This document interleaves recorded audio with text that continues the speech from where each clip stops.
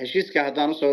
gundadego waxaa ahaa 21 Oktoobar 2018 heshiis saddex qodob ah oo u leeyahay mabaadi'da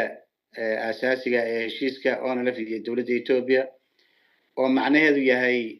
wixii faahfaahina waa in si detail ah loo galo oo gudaha laga wada hadlo guddiyo gaar ah loo dhiso marka waxaan ku heshiinay in xabad joojin ay jirto isla markaana ONLF ay si nabadgelyo ah dalkeeda iyo dhammaan Itoobiya ay uga howlgali karto Allahumma sta'aan qodobka labaadna in wixii keenay dagaalka oo ah asaaska khilaafka in si qoto dheer loo falanqeeyo oo loo lafaguro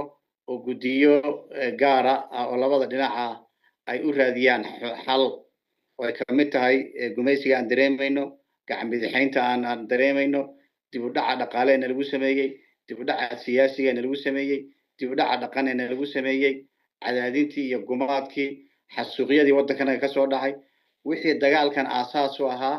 iyo inaan aaminsanahay in gumaysi na haysto isla mar ahaantaan ay ka talin u baahannahay ay ka talinta in halka lagu falanqeeyo qodobka saddexaadna wuxuu ahaa in dib u dejin iyo muxuu ahaa dib u soo celin loo sameeyo qaxootigii waddanka qaxay dadkii dagaalka ku dhibaatoobay iyo dagaalyahankii wixii dhibaatoobay iyo wixii caafimaad qaba in la kala hawlgeliyo oo dib loo dejiyo marka dawladda Itoobiya waxaan xabad joojin ka ahayn oo intii aan wada joognay ka hirgalay ma jiro 6 bilood markaan joognay baan bayaankii u horeeyay oo arrinta kaga eed sheeganayno oo ku faahfaahinayna aan soo saaray sanad walbana 2 jeer baan qiimeyn ku sameyn jiray heshiiska iyo sidoo faa'iido ugu leeyahay ummadeena iyo sidoo u hirgalay iyo sidoo dib ugu dhacsan yahay